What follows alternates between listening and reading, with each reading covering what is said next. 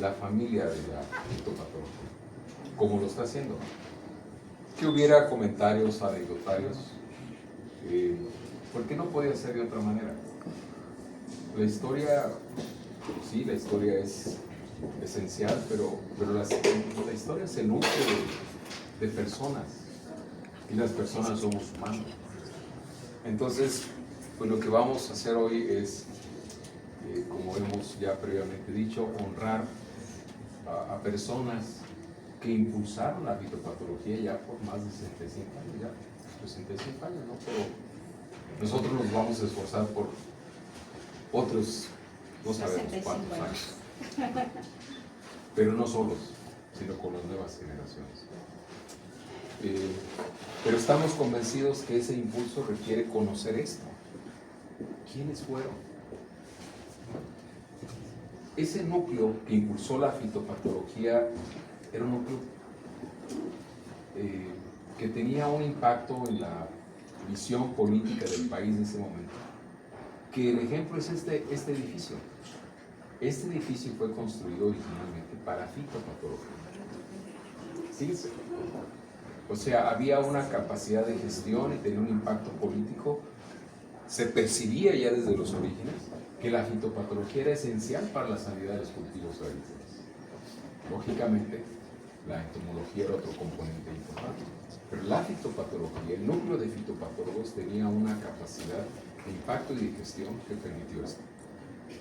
Porque ustedes deben de saber que no se logra nada sin gestión, sin pertinencia, sin visión política. Y entonces este grupo de académicos tuvieron esa visión y aquí estamos.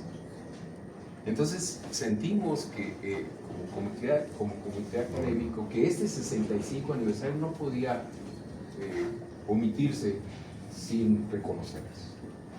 Podemos hacer muchos eventos, pero esto era una obligación de nuestra parte también. Todos los que estamos aquí y que hemos hecho carrera, y ustedes que van a hacer carrera, y las personas cuyos padres han trabajado en esta institución y ahora ustedes heredaron la posibilidad de continuar esta institución. Todos, al final todos hemos crecido de esta noble institución. Y este fue un programa fundador de esta institución. Entonces siento que sí, hay que conocer y hay que nutrirnos de estas raíces para que nuestras ramas crezcan fuertes. Y las ramas, al final de cuentas, van a ser las nuevas generaciones. Entonces, ¿qué podemos decir? Lo que vamos a mostrar, pues es historia. Y me gustaría que el doctor Teles, que es nuestro decano del programa, es profesor emérito en el Sistema Nacional, es profesor emérito del Colegio de Posgraduados, es nuestro profesor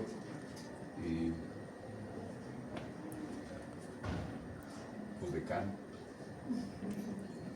con más años de experiencia en este campo, en este momento, de los profesores de la academia que somos parte de este programa. Entonces nos gustaría, profesor, que nos hiciera el honor de develar.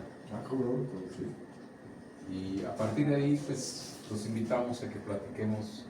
Ahí van a ver los profesores Montesoro, van a ver a Buchikowski, a Seiji. Entonces, pues yo los invito a que los que tuvimos la oportunidad de compartir con ellos, pues compartirles a los demás alguna experiencia de cómo eran como personas, la parte humana que estamos diciendo que nos permite hoy estar aquí. Entonces, profesor, vamos primero, profesor, proceder con esta. Nada más basta con clicar hacia arriba.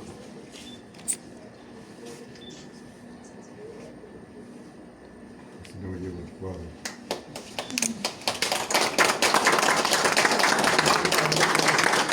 El cuadro lo van a ver ustedes. Dice: la comunidad de fitopatología, en el 65 aniversario de su fundación, reconoce a sus profesores fundadores y predecesores. Colegio Posgraduados, Campus Montecillo, 22 de febrero del 2024.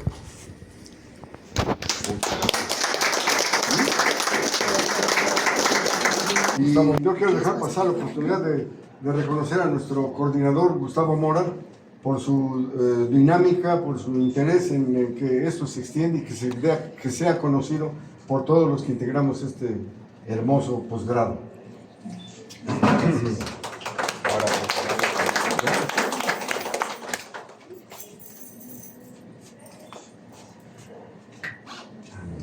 Queda colgando ahí. Ahí lo puede dejar.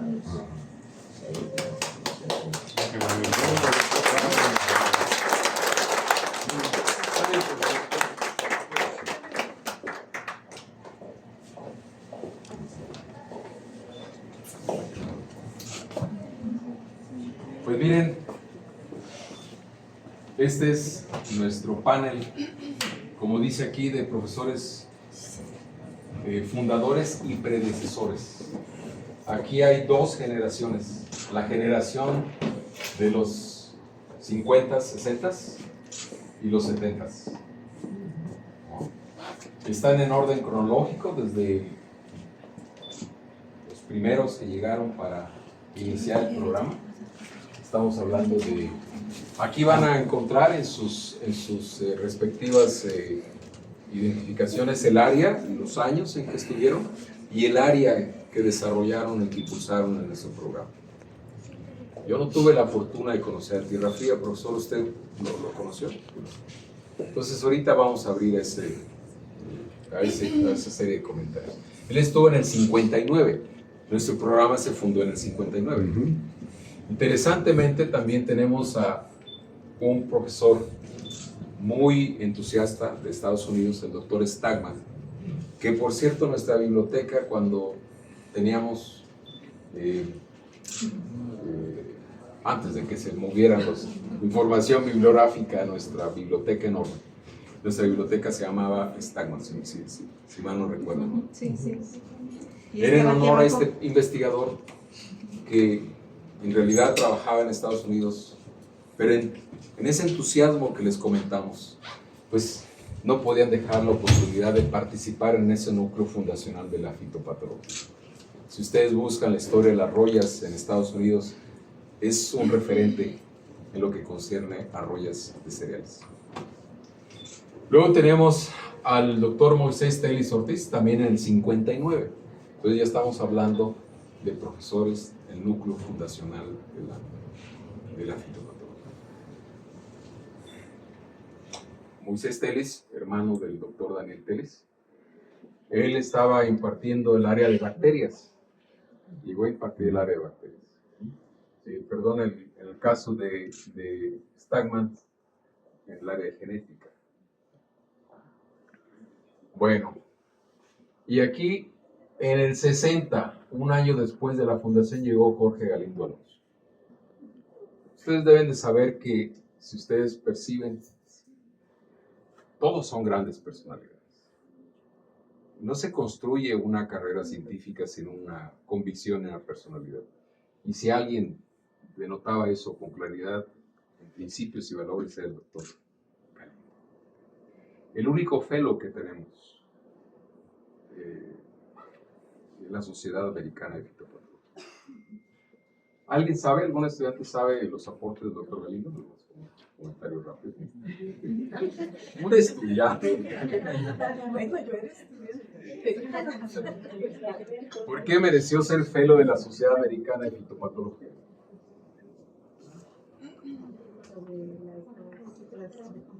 Fue el descubridor de la parte sexual de Fitócrates en el mundo. Y es un trabajo inédito. Un tema que hizo parteaguas en la historia de la micología. La reproducción sexual específicamente de Fitócrates. Donde también tuvo participación el doctor Romero Cova, que aquí está también. Ambos estuvieron trabajando con Fitócrates.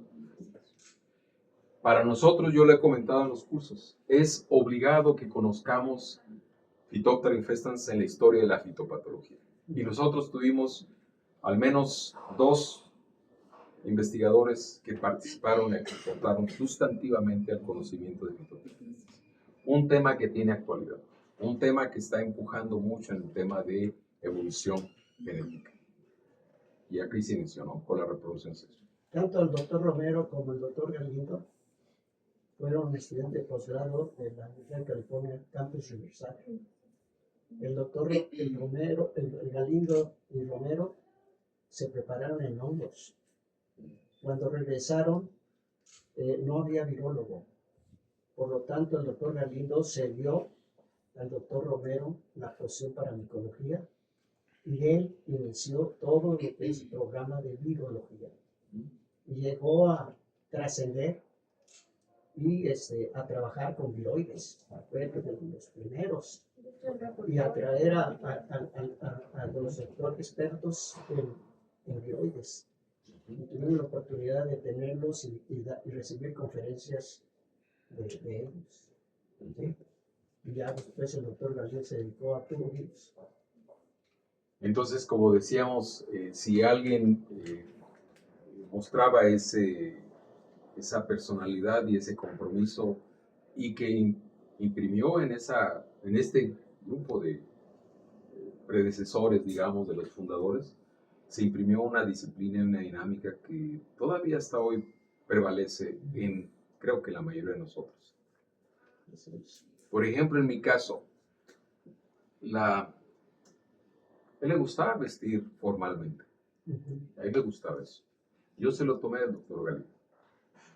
Hay que ser formales en la ciencia, hay que ser formales en la academia, hay que ser formales profesionalmente. Y me gustaba esa forma de presentar su profesionalismo. Va a haber oportunidad de seguir comentando, ¿no? Bueno, a mí me gustaría agregar, hablando del doctor Galindo, Sí, bueno, me gustaría, vean este libro de Fitóptora, es de 1991. Entonces, dentro del doctor Galindo como micólogo, en sus aportaciones en sistemática, pues aquí viene toda la descripción en este libro que él hizo de una nueva especie, Mirabilis, de Fitóptora, que es una ornamental, es una maleza, pero muy bonitas las flores. Todo aquí en los jardines hay, yo creo que por aquí la colectó. Mirabilis, una nueva especie que él descubrió de Fitóptora, y vean, lo honran dándole toda una página en este libro para describir esa nueva especie que él encontró en 1985 y sigue reportándose. También, como comentaban de Fitóptora infestans en papa, también con sus trabajos en micología, en sistemática, sus aportaciones inmortales. Esas quedan para toda la historia de la humanidad. También en Toluca, México, él encontró, aquí viene la cita, él encontró las zoosporas de Fitóptora infestans en papa. Y al hallar las zoosporas, entonces existe la sexualidad dentro de Fitóptora infestans, porque en Estados Unidos nada más tenían esporangios, lo que quiere decir que nada más tenían uno de los meningitis. En Europa también nada más tenían esporangios, pero en Toluca había osporas.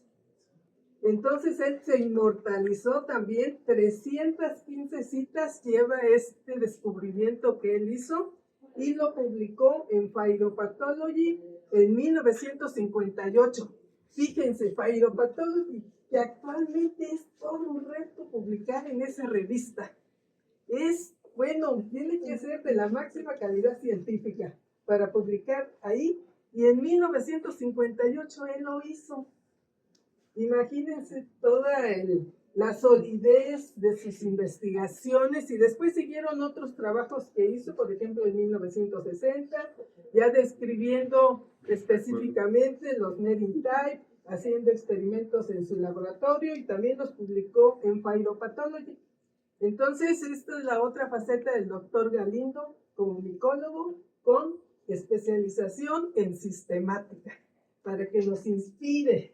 Hay mucho que hacer en sistemática. Ahorita en el último congreso de micología dicen que lo que se predice, 10 millones de especies de hongos, incluyendo los omicetes, obviamente, 10 millones de especies. ¿Cuántos hemos identificado? 10%. Tenemos muchas vidas que dedicarle a la sistemática. Bueno, del doctor Galindo, también aprovechando de una vez con la doctora Bauer, que yo creo que también Gustavo va a comentar de ella, la doctora Bauer, que también... El doctor Nicho va a comentar. Hablando de micología, de sistemática, con la doctora Bauer, también ella se inmortalizó con sus aportaciones al descubrir Claviceps gigantea. Conocemos otras especies de Claviceps, pero ella y otros colaboradores descubrieron esa nueva especie aquí en el Estado de México, gigantea, y también la publicaron en 1964 en Phytopathology, esta revista que les digo que sigue siendo un reto poder lograr una publicación en esa revista. Eso fue en 1964. Científicas que tiene el colegio, como es el herbario, que ahora está registrado internacionalmente como CMPH, con esas siglas que se registró en New York Botanical Garden.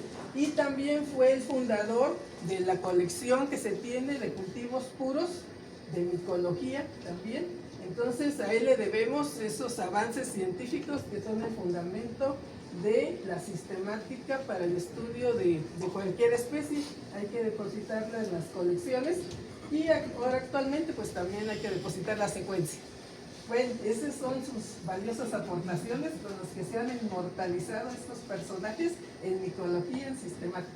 Gracias. Muchas gracias.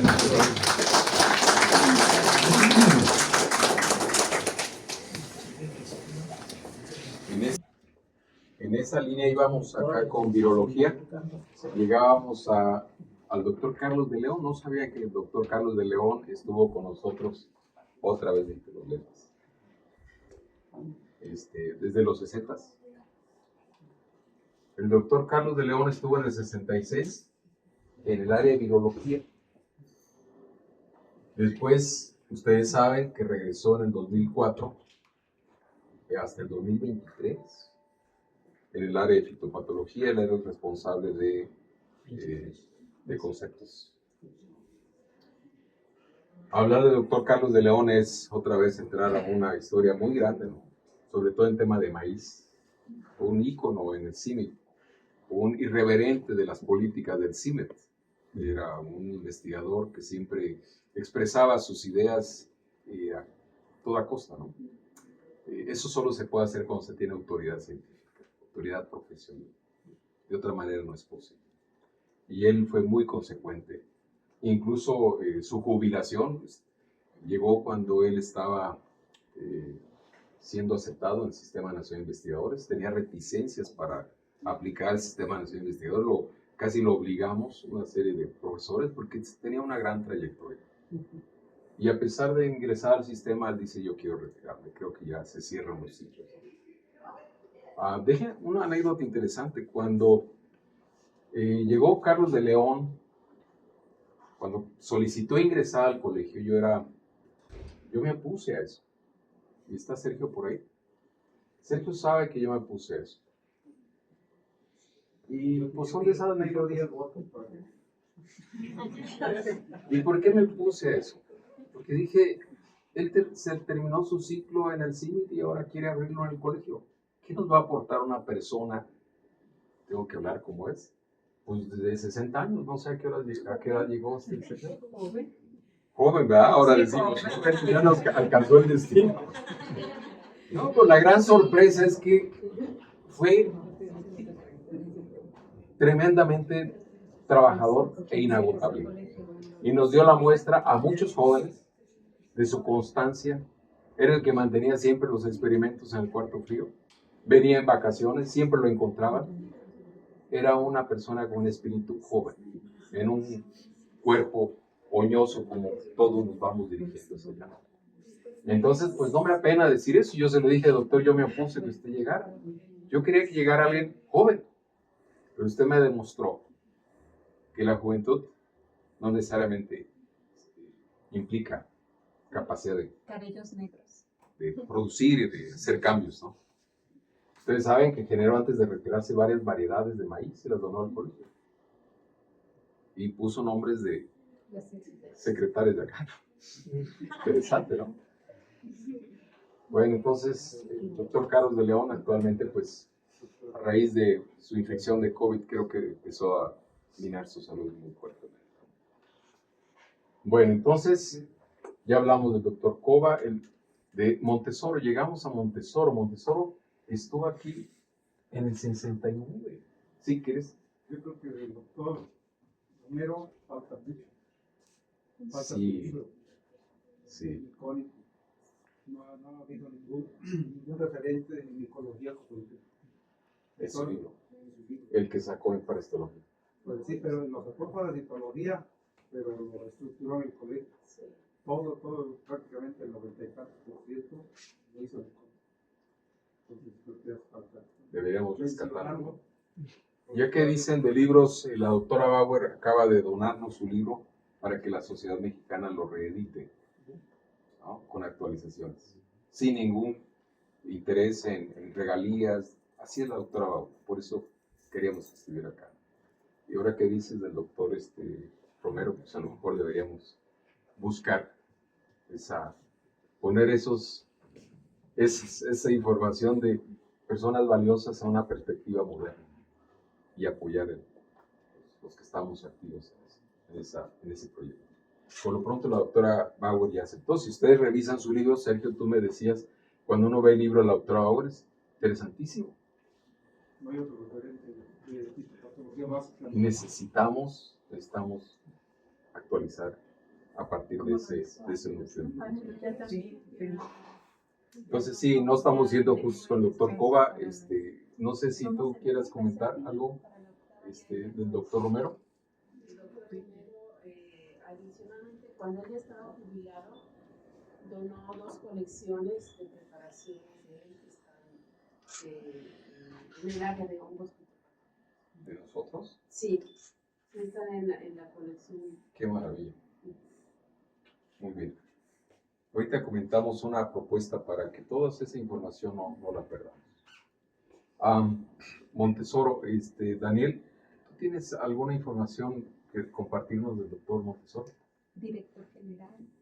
Bueno, pues como ya se comentó, fue 2 periodos como secretario académico del colegio, posteriormente otros 2 periodos como director general, y en ese tiempo pues él se encargaba, el responsable del curso de virus, aunque debo de decir que había 2 laboratorios de virus aquí en Fitopatología. Uno, el del doctor Galindo, virología clásica, y el del doctor Montesoro era transmisión de virus, donde se hacían puros trabajos con insectos,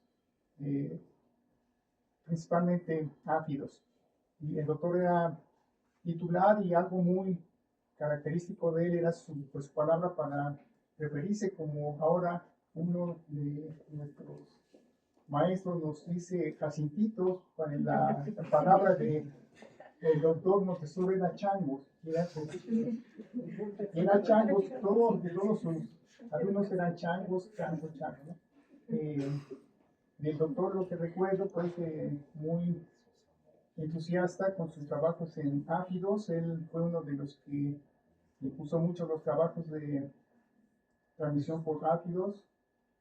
Chicharras, en sus últimos periodos como titular del curso, yo fui quien lo apoyó en las prácticas, y recuerdo que en el último, al finalizar su segundo año como titular, yo como responsable de prácticas, me llamó para comentarme: Chango, a partir del próximo año tú vas a ser el titular del curso yo ya estoy por jubilarme, creo que ya di todo, y pues se queda el curso contigo. Y a partir de entonces, pues me ha tocado ser titular. En ese curso, como ya se comentó, tuvo a 2 grandes personajes: Galindo, Montesoro, que sus colegas le llamaban el Piri, no sé por qué, pero era el famoso Piri, que se conocía. Y pues para finalizar, sí quiero decir que es muy emotivo ver a varios de los académicos allí que nos formaron. Debo de comentar también que yo llegué aquí no tanto por virus, sino por nemátodos, en un curso del Poli donde se invitó a 3 académicos de fitopatología, que fue el doctor Sosa, Zabaleta y el doctor Sid. Nos dieron clase en ese curso del Poli. Y debo de decir que con las pláticas de ellos yo me enamoré de la fitopatología. Esa fue clave, fue un punto de decisión para mí, tomar la carrera como fitopatólogo.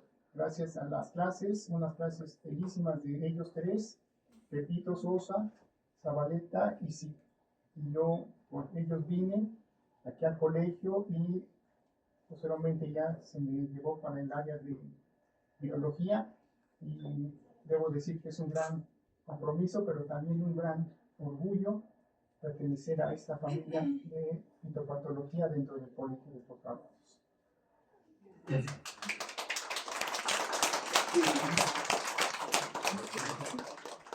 Acerca del doctor Rafael Rodríguez Montesoro, a mí también me gustaría comentar,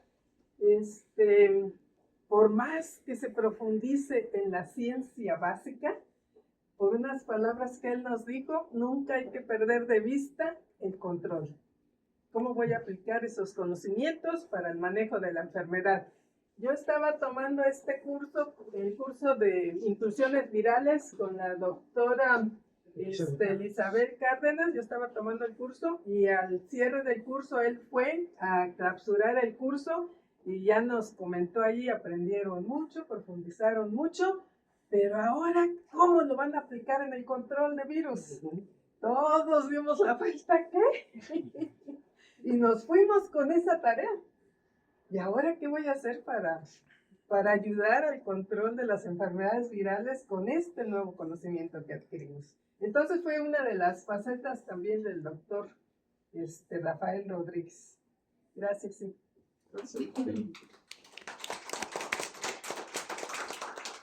El doctor Rodríguez fue muy humano, ¿no?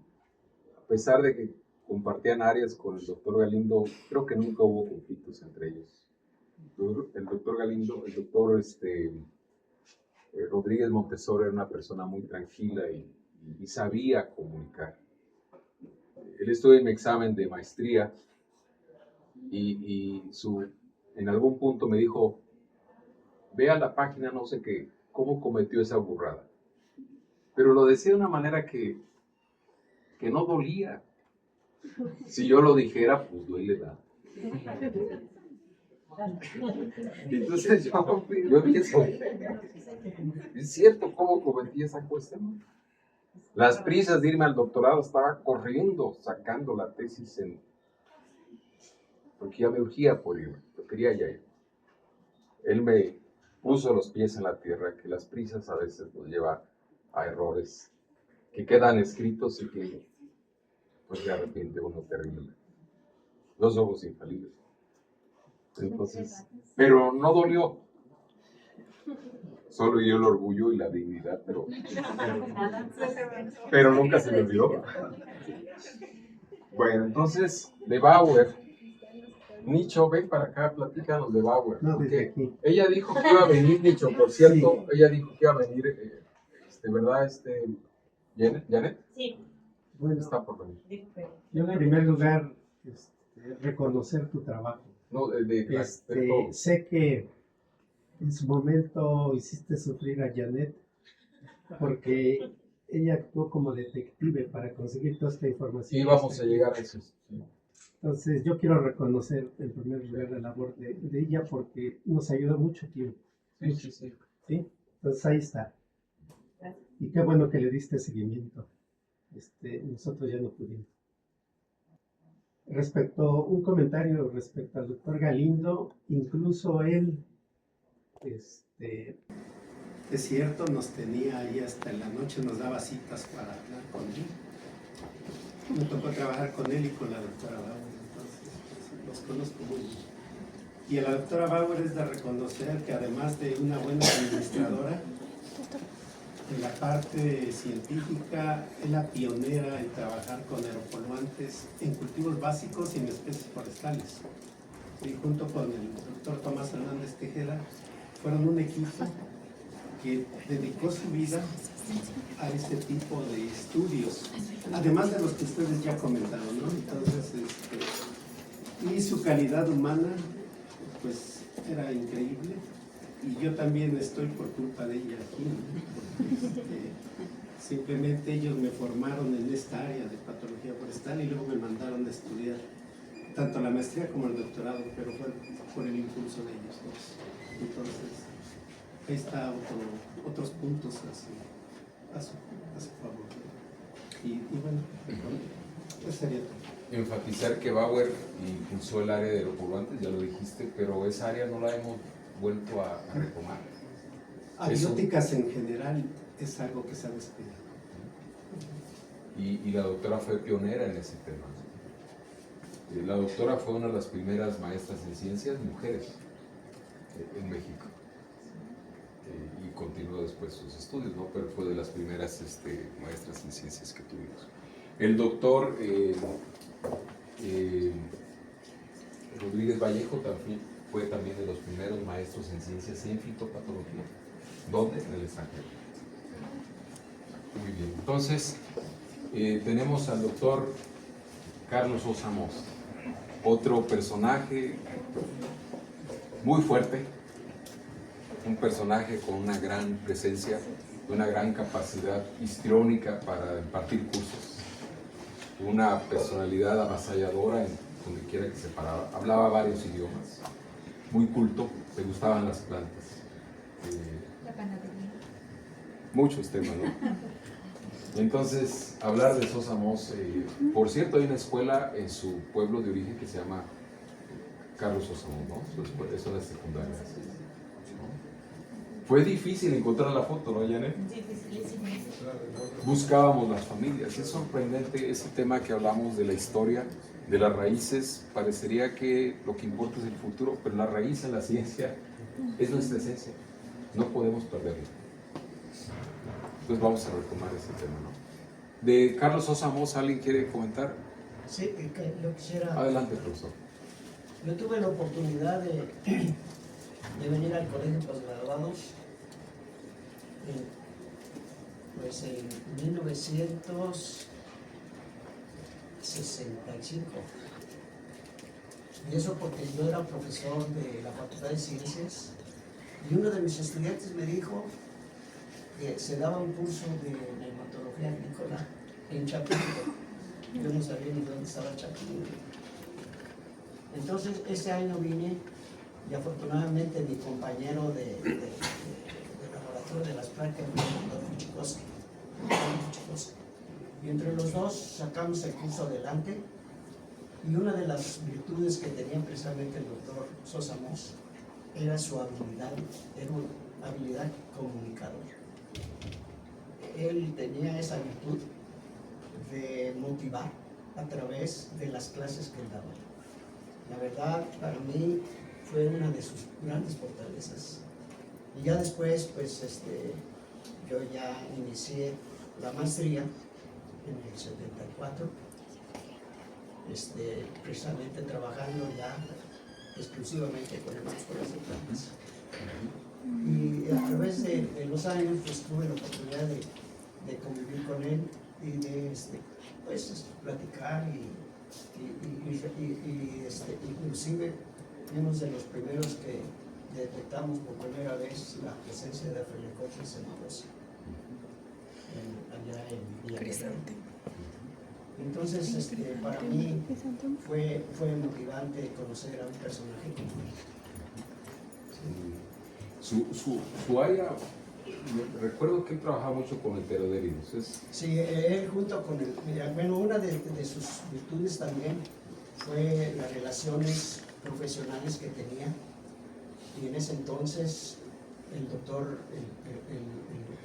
Miller, el doctor Stone, Alan Stone, de Inglaterra, allá obviamente conocían a Puntodera, ¿sí? A Puntodera Puntata.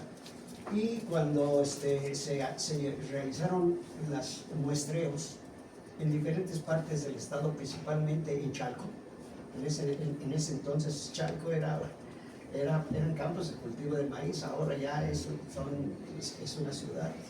Y entonces ahí se detectó al nemato del quiste del maíz, y cuando se estudió ya a profundidad se reconoció como una nueva especie, por eso se llama Chapres, Monodera Chapres.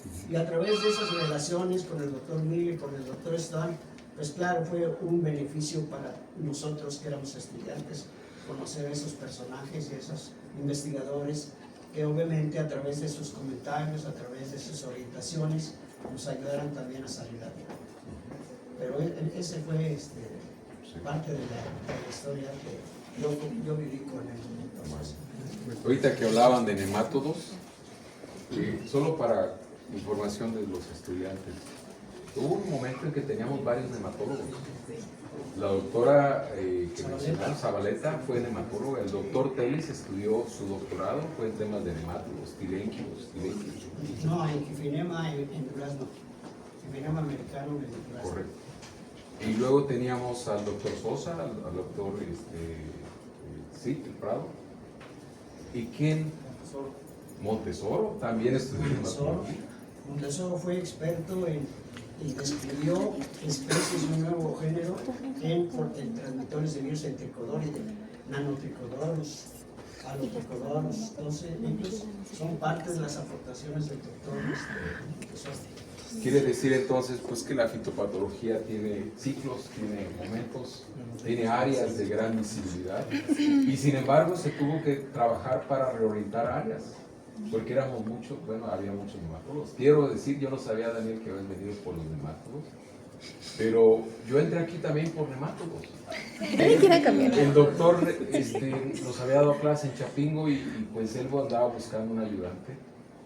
Y pues yo no tenía experiencia, él quería un maestro en ciencias.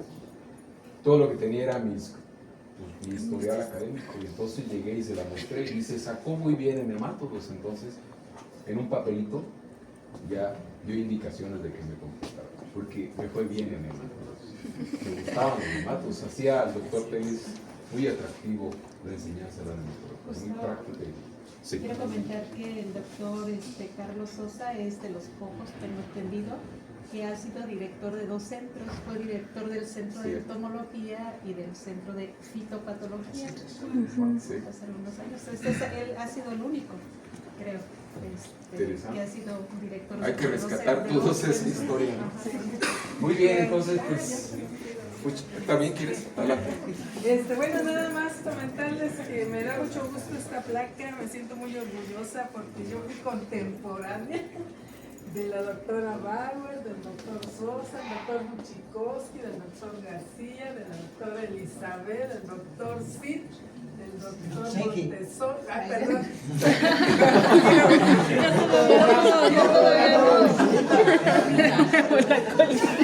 El doctor Montesoro, del doctor Romero ya no, pero fui a visitarlo varias veces a Chapingo, él ya estaba en Chapingo, del doctor de León, del doctor Galindo, Moisés también. Del doctor Moisés, sí, inclusive le dedicamos un congreso a honrarlo por su trayectoria científica en la Sociedad Mexicana de Fitopatología. Entonces, aparte de los conocimientos científicos, su filosofía de investigación que nos transmitieron, también nos transmitieron muchas ilusiones de ir a los congresos, tanto nacionales como internacionales. Y nos platicaban de sus anécdotas en los congresos y también de lo que les gustó mucho. Por ejemplo, el doctor Galindo siempre nos decía que esta entrada del colegio es una réplica de los Campos Elíseos en París. Y yo siempre pensaba, yo quiero ir, yo quiero conocer esos campos. Bueno, apenas el año pasado se me hizo, pero gracias a que el doctor Galindo nos contaba en las clases, nos platicaba. Y también el doctor Buchikowski viajaba mucho a congresos internacionales y también a veces yo era coautora en esos trabajos y también yo pensaba, algún día yo también iré a uno de esos congresos y finalmente pues sí, siguiendo la filosofía del doctor Buchikowski, pues también pude ir. Bueno, entonces esto es para comentarles que, bueno, el doctor Sosa también una vez que vine a visitar al colegio me dijo, oye, tráeme nematodos allá de Tampico, que sean raros, que sean diferentes, uy, qué tarea me puso. Entonces me fui a la playa a colectar arena y a las dunas también a colectar arena, y que espero que allí haya nematodos. Pues yo un día tenía y se los mandé y sí, estuvo muy feliz porque halló a Venelolaimos, halló en esas arenas de la playa, en las dunas, y también estuvo muy feliz. Entonces pues, yo también me sentí feliz con sus sueños también. Bueno, gracias. Bueno, el doctor Leopold Fushikowski, pues yo creo que necesitaría una semana para contar anécdotas completas, y vino y eso. Él era destacable de la disciplina. Yo les puedo asegurar que en aquel tiempo, cuando yo tuve la oportunidad de trabajar con él en la maestría, recuerdo cuando en experimentaciones decían necesitamos Ralstonia para evaluar este modelo. Pero en aquel tiempo acceso a colecciones internacionales pues casi no se conocían, aunque existían. Y él me enseñó, dice, cuando quieras aislar una bacteria, vete a la central de abastos. Y efectivamente, no había una cepa que no consiguiéramos en la central de abastos. Ese comentario actualmente lo utilizo en el curso. Que si quieres aislar, es que Ralstonia parece que no está en México, mira, si vas a la central de abastos lo encuentras. Y él tenía esa característica, tenía esa disciplina de observar enfermedades bacterianas. Una anécdota que no se me olvida, en una ocasión teníamos que ir a muestrear una maleza que le interesaba, era rumbo a Toluca. En el trayecto nos paramos en tantos lugares a tomar muestras de síntomas, enfermedades bacterianas, que no llegamos al sitio donde íbamos. Nos regresamos con muestras de un montón de cosas menos y veníamos riéndonos de que pues el objetivo no se cumplió. Dice, pero tenemos trabajo para el fin de semana. Esa era una clásica de él. Yo como estudiante a veces estaba fin de semana donde estaba aquí en Texcoco estudiando la maestría y oía el claxon y oía el vino del doctor. Y sí, venía a invitarme al laboratorio a que viera algo interesante que él había encontrado en una muestra. Todo girando alrededor de bacterias.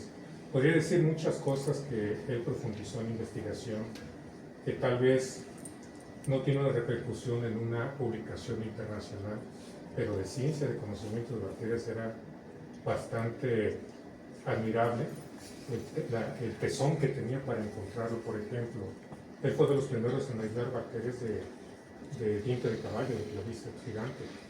Él estaba obsesionado con aislar bacterias para que pudriera el diente de caballo, ¿sí? Para que no existiera. Ahorita los que están tomando diferentes cursos en diferentes patógenos, ¿cuál es la moda en control biológico? ¿Qué bacterias está de moda? Bacilos. Pues él fue de los primeros en México en trabajar con las primeras especies de bacilos para control biológico en papa. Su modelo siempre lo utilizaba en papa e hizo muchísimas cosas en papa. En girasol fue de los primeros que describieron pudriciones en el capítulo de girasol, que hasta la fecha toda la literatura internacional se centra en Viridiplava y en el Liante, que fueron de los principales patógenos que él describió por primera vez aquí en México. Y no sé, yo lo recuerdo con mucho respeto, con mucho cariño, porque nosotros somos consecuencia de esa disciplina, de esa forma de trabajar, de esa visión. Y yo de broma, cuando teníamos confianza, yo le decía, ¿usted es capaz de ver una bacteria en una piedra? Dice, pues existen. Sí, existen. Entonces siempre tenía ese tesón, pues, por encontrar algo diferente, algo nuevo. Y intentó muchas cosas no le salieron, pero la mayoría aportó bastantes cosas de conocimiento en el área de la bacteriología. Recuerdo que él comentaba, no tengo la oportunidad de registro, pero me parece que él fue el primer doctorado oficial de aquí del Colegio de Postgraduados. Es correcto. Sí, sí es correcto. Él llegó de Canadá a Toluca, ¿sí? A Metepec, de ahí lo invita el doctor Galindo acá, conoce al doctor Galindo, lo invita acá, y él lo empieza a dirigir al área de bacterias, ¿sí? Con estancias en el extranjero, y obtuvo el grado doctoral Me parece que fue el primero aquí en el colegio. Sí, a lo mejor podría decir cómo llega a México. Llega de Checoslovaquia. De Checoslovaquia, huyendo de la Segunda Guerra Mundial. Anécdotas, bueno, pues sí, yo creo que también es el reflejo de la personalidad que tú al final conoces, ¿no? Su forma de ser, su forma de pensar.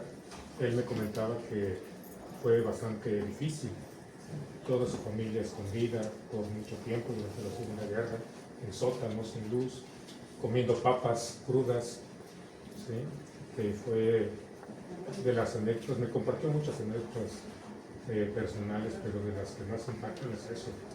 Siempre tuvo un sentido de aprecio a la vida un poco particular, ¿sí? Y yo creo que es consecuencia de todo lo que ha vivido, tener que emigrar a Canadá, dejando todo, dejando gran parte de su familia. Los más cercanos fueron con ellos, pero de ahí ya no. Él me comentaba que viajaba mucho a Checoslovaquia y que todavía le gustaba recorrer algunas zonas de niños, donde veía niños. Muy interesante platicar con él, pues es una enciclopedia que tuvimos aquí en el posgrado.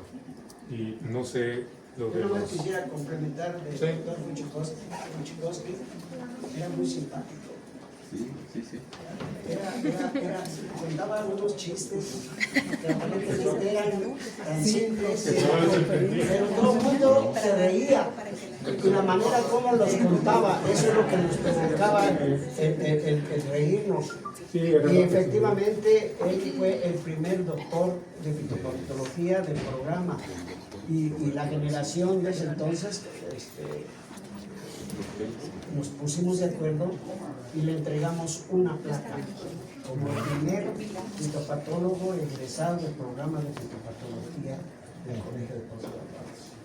Y él obviamente estaba muy contento y agradecido con todos nosotros, y nosotros contentos ver a Polo feliz, porque tenía su manera muy especial de ser un experto en producción de licorcitos.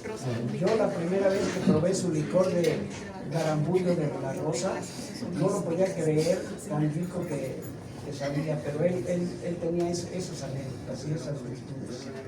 Sí, él tenía la costumbre en el curso de hacer una comida con conejos, y la receta, que era checoslovaca, era una receta amarga con verduras amargas. El conejo, excelente, el sabor, excelente, no era un manjar, con sus papas asadas en una charola. Le gustaba bastante eso. Y para finalizar, también es importante señalar que en el año de su fallecimiento inmediatamente fue el Congreso de Fitopatología en Huatulco. Yo recién venía regresando del doctorado y en ese entonces la doctora Marichuy era la presidenta, que fue la que me invita a que se le hiciera un homenaje, donde fue toda su familia, y su familia estuvo pues bastante agradecida, les gustó muchísimo el evento, y hasta la fecha, en consecuencia de lo que continuó de los laboratorios, y me permites, también fue parte de la idea de todo esto que estamos comentando, de que los laboratorios de origen de cada uno de estos miembros de la comunidad, de los fundadores de fitopatología, pues quedar el recuerdo de su nombre, el nombre del laboratorio en donde se desarrollaron y por supuesto formaron a muchísima gente posteriormente.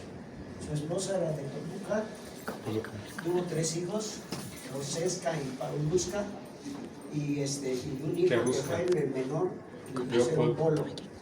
Y obviamente hace muchos años que ya dejamos de verlos. Así es, así es. Elizabeth Cárdenas, Seiji, y al final se integró Rodríguez Vallejo, una persona muy entusiasta, tiene un libro de fitopatología también muy interesante, la historia de la fitopatología y de la agricultura. Entonces, me gustaría, profesor, ¿nos podría comentar algo del doctor García?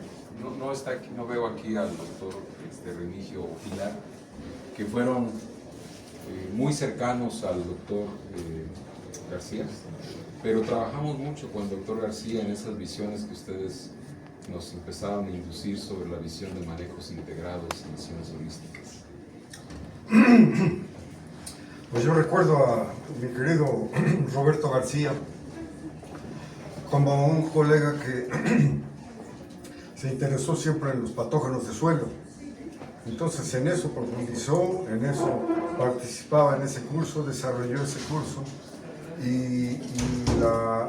para entender la biología, la epidemiología y el manejo de los patógenos del suelo. Entonces es un profesor que junto con Nacho y otros colegas que aquí de fitopatología salíamos a correr a la mitad del día, nos íbamos a correr aquí alrededor de Chapingo, alrededor de Montecillo, y pues siempre en esas carreras compartíamos diferentes anécdotas y eran momentos muy agradables. Ojalá y esta actividad deportiva se mantenga y se incremente entre los profesores y alumnos actuales de fitopatología. Sería conveniente promoverlo. Gracias. Muchas gracias. Liz Cárdenas. Todo el mundo recuerda a Liz Cárdenas, muy dinámica, muy activa, muy atenta, una persona muy cortés y muy dedicada al área de histopatología. Luchó mucho por tener sucesoras o sucesores. Ella no quería jubilarse sin dejar, y le fallaban de algunos prospectos que tenía. Finalmente, la doctora Valdovinos fue la que logró, la maestra, inducir. Entonces, hasta entonces se jubiló. Hay un libro de inclusiones, ¿no?, donde la doctora estuvo trabajando personalmente en eso por varios años. Entonces, me parece que Liz fue una persona muy dedicada y muy consecuente en su vida personal y en su vida profesional. Ella se retira por seguir la espiritualidad, algunas actividades que tienen que ver con la espiritualidad, pero no sin antes dejar un programa, un área que ella creía que iba a estar consolidada en el futuro. Entonces, me parece que Liz, en ese trabajo silencioso, son de esas personas que se visibilizan a través de la obra, porque no buscan reflectores, pero los necesitamos, como tenemos varios aquí en el edificio, ¿no? Por ejemplo, en nuestro caso tenemos a la maestra, la de hongos, perdón, se me va el... No, La maestra Vicky. La maestra Vicky. La maestra Vicky Victoria Ayala. Sí, hace un momento que estaba. Pues imagínense que la Liz Cárdenas tenía esa personalidad de Vicky, ¿no? Solicitar y apoyando a todo mundo. Entonces yo recuerdo gratamente a Liz Cárdenas. Nos tocó ir juntos a trabajar en nuestros proyectos. Llegábamos, fíjense, no había viáticos, invertíamos de nuestras becas, no era fácil eso. Así que nos íbamos a las 10, 12 de la noche, llegábamos a las 3, 4 de la mañana y nos quedábamos a dormir en el vehículo hasta que aclarara y a trabajar. Entonces Liz era una persona ya en ese momento, no tenía mi edad, pero tenía la vitalidad, esa vitalidad que solo da la motivación y la pasión por lo que se hace. Ella estaba trabajando en temas de virus en Veracruz. Entonces, Liz Cárdenas hizo una gran contribución. Mora, si me permites, si bien es cierto, se resalta mucho la parte académica, estricta, rigurosa, pero también hay una parte humana, una parte personal. Y sin duda, pues todo la tenemos que vivir durante el tiempo que estamos aquí. Y en esa parte personal de calidad humana es Liz Cárdenas. Para mí Liz Cárdenas, yo la recuerdo como académica, pero sobre todo por esa gran calidad humana que ella tiene. Actualmente sigue viva ella, pero del programa de fitopatología, y no porque el resto de los académicos no sea así, pero Liz Cárdenas para mí representa esa persona de esa gran calidad humana, de un gran ser humano. Liz Cárdenas siempre con mucho cariño, con mucho respeto por esa calidad de Así ser es. humano que ya tuvo. Así es, refrendamos eso. Pues de Seiji ya hablamos. De Rodríguez Vallejo, profesor. Rodríguez Vallejo es una persona con una gran trayectoria dentro del ámbito de la fitopatología, muy vinculado con tomas de decisiones, con programas a nivel federal. Rodríguez Vallejo era una persona muy inquieta y hasta el final nos contribuyó con el tema que hoy se fue dando forma hacia lo que es conceptos fitopatológicos.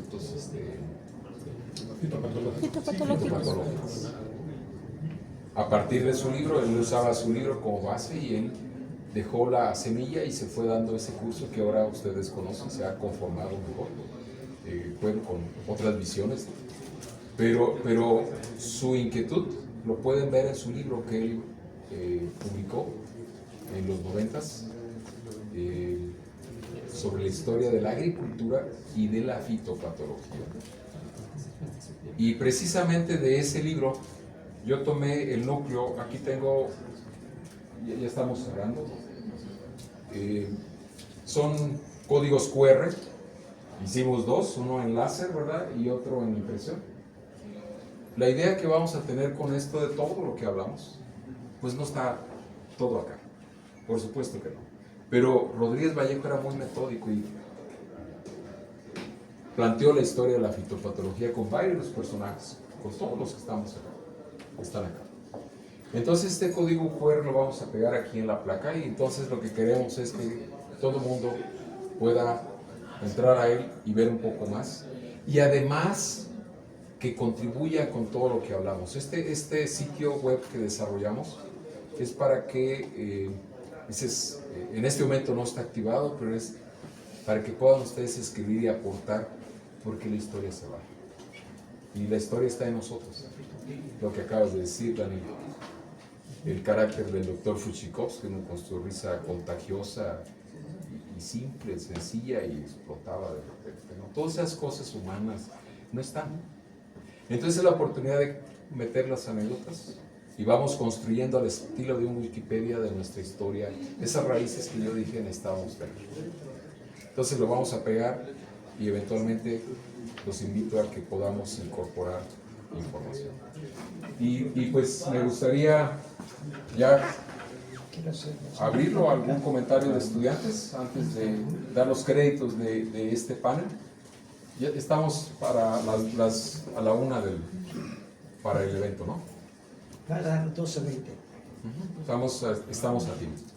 Pero a mí me gustaría, si estudiantes o trabajadores, gente de apoyo que conocía a algún profesor que quisiera comentar algo, me gustaría que lo apoyen, que se animen a comentar.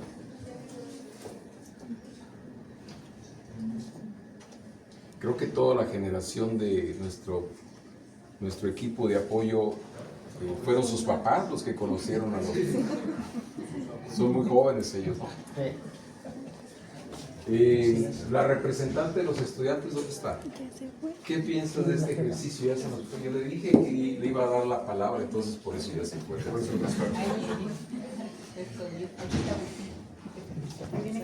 ¿Qué piensan de esta historia? ¿Qué piensan ustedes que son el futuro? Yo nada más quisiera comentar de los fundadores, conocí al doctor Carlos de León y siempre lo he admirado y la forma de hacerte enamorar la parte de la fitopatología, un gran ser humano. Al final nos invitó a una buena comida en su casa y terminaron grandes historias, ¿no? Entonces a mí me tocó convivir con él y sobre todo como ser humano era excepcional, ¿no? Y así como hay varios por acá, entonces para mí es un gusto convivir con cada uno de ustedes. Obviamente algunos trabajan desde su trinchera y creo que este ejercicio de conocer a estos personajes y sobre todo con el QR, creo que hay muchas cosas que se pueden aportar, ¿no? Qué bueno, muchas gracias. Muchas gracias. Pues sí, los invitamos a que aporten. Y hablando de él me donó su sable de estudiante de Chapingo. que no se lo dieron, se lo tomó porque quería conservarlo. Y ahora me lo transfirió. Mi idea es seguirlo transfiriendo, ¿no? A ver si hacemos un proceso de transferencia de ese símbolo, ¿no? Bueno, entonces sí, era así, ¿no? Desprendido y simbólico en algunos aspectos de su vida. Bueno, entonces, los créditos, ¿no? ¿Dónde está nuestra estudiante representante? ¿Alguien más? ¿Algún otro estudiante que quiera? ¿Qué siente de escuchar todo esto? ¿Se siente compelido a soñar y a realizar esos sueños, hacerlos viables y realizables? Porque aquí hubo sueños, es lo que decíamos. Por ejemplo, Galindo nunca presentó su tesis de licenciatura. Trabajó en Fitóptera Capsis y nunca presentó su tesis. Se fue directo al posgrado sin graduarse de licenciatura, sin tener el título de licenciatura. Porque así era, su personalidad era, si él no le gustaba algo, por ejemplo, renunció al Sistema Nacional de Investigadores en solidaridad porque el doctor Fujikowski no había sido admitido y él consideraba que tenía credenciales. Él decía que se evaluaba cantidades, fíjense, desde aquella época, y renunció al Sistema Nacional de Investigadores. Entonces, todo lo que hablamos aquí de sueños no son posibles si no hay convicciones, si no hay pasión. Y los jóvenes tienen que tomar esa pasión y esa convicción para hacer posible que continuemos siendo una realidad. Estamos convencidos que debe ser así. Entonces, por eso, pues yo decía, algún comentario, algún estudiante que diga, sí soñamos, a lo mejor de manera diferente, con códigos QR soñamos, todo no se mueve en el mundo digital, ¿no? Pero está bien. Bueno, quisiera entonces, si alguien se anima, yo nada más decir, este proyecto, junto con lo de las placas, lo inició el doctor Dionisio Alvarado, y nos comisionó a Janet, aquí presente, levanta la mano Janet, que antes estaba en nuestro programa, y a mí, para impulsar esto. De hecho, es muy bueno para eso, dar órdenes. Yo creía que iba a ser muy fácil, y fíjense, nos llevó como 2 años terminar este proyecto. Entonces fue una idea del doctor Nicho cuando era coordinador, y nos nombró, nos comisionó para ese proyecto. Como ustedes saben, se concretó esta primera. Esta tomó mucho más tiempo porque no encontrábamos ni las fotografías. Janet era muy buena en hacer gestiones. Si te das cuenta, Janet, se tuvieron que reeditar algunas cuestiones. Sí. Después, la coordinación actual, nuestro comité retomó esto precisamente como parte del 65 aniversario. Nuestro equipo de la coordinación, fíjense, ahorita nos llegaron los QRs corriendo con esto. Y con varios insumos que aquí están listos. Muchísimo trabajo. Esto no fue obra de ningún carpintero, no fue pagado. Yo sentía que no era meritorio que lo diéramos a alguien que no sabe esto. Así que lo tomamos nosotros. O sea, yo sentía el espíritu de todos ellos sonriéndome cuando estábamos pegando, cortando, nivelando, inventando cómo hacer todo esto. Y esto va a durar. Esto es ¿cómo se llama? Vidrio templado. Está pensado para que dure 50 años y nunca se caiga nada de lo que está aquí. Digo, esa es la idea, ¿no? Los sueños nunca se deben desmoronar. Bueno, entonces, Janet y Nicho, el mérito lo iniciaron ustedes. Nosotros lo continuamos, el comité y nuestra coordinación y más gente que nos han apoyado.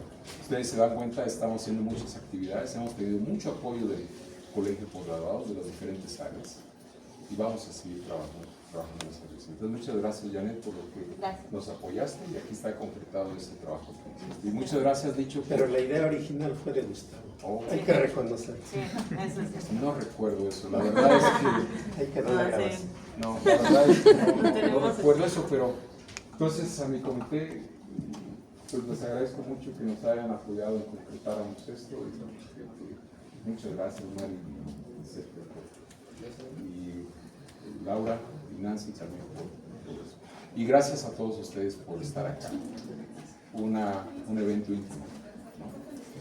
Entonces, pues esos son mis comentarios. No sé si alguien más, ustedes, Mario o Sergio, quieran terminar. ¿Alguien más quiera añadir algo? Bueno, nuestro programa sigue a la 1, es una conferencia magistral que organizó la doctora Ana María Hernández junto con la doctora Yáñez, y después viene un convivio abierto. Entonces, los invitamos a todos, tráiganse eso, a todo el mundo, los trabajadores. Quiero aclarar algo importante. Yo estoy convencido que el aniversario del colegio no es mérito de un cuerpo académico, es mérito de toda la comunidad. Estoy convencido de eso, lo hemos trabajado mucho. La comunidad hace posible a una institución, cada quien en el rol que le corresponde. Entonces hoy queremos compartir todos, estudiantes, trabajadores, personal de apoyo y lógicamente la academia. Pues, ¿está bien? ¿Algo más? Pues después de la conferencia nos regresamos acá, aquí en la explanada. Va a haber tlacoyos, un montonal. Va a haber además bocadillos que ya conocen, ¿no? De los tradicionales, muy elegantes. Va a haber vino, va a haber todo. Todos están invitados. Es una celebración. Muchas gracias. Gracias.